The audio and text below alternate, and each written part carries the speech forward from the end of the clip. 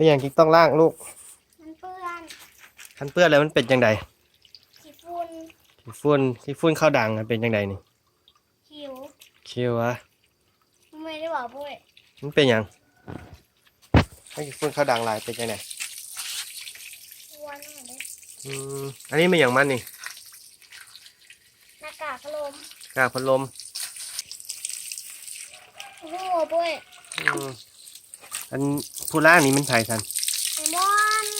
ม่อนดักโบกแวนโบกดักแวน โอ้ยมาคำหัวแค่อย่างช่วยพ่อนี่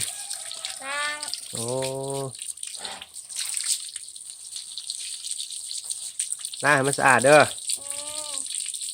บ่สะอาดเหมือนกันนะพอแก้ส่งลูกมาเสร็จนี่นะครับบ่สะอาดดีนะมันบ่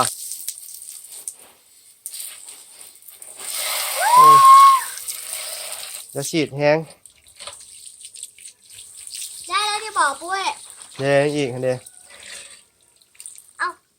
ไปไหว้เฮิร์กดีกว่า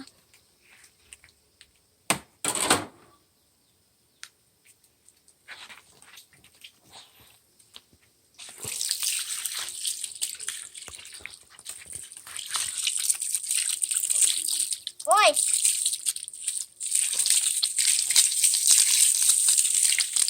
มื้อนี้เอาไปโรงเรียนเหรอมื้อนี้พักเป็นอย่างกินผักมื้อนี้วันนี้วันเสาร์อ๋อวันเสาร์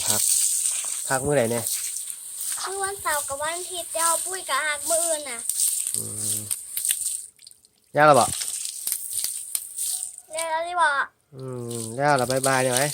บ๊ายบายบ๊ายบายพี่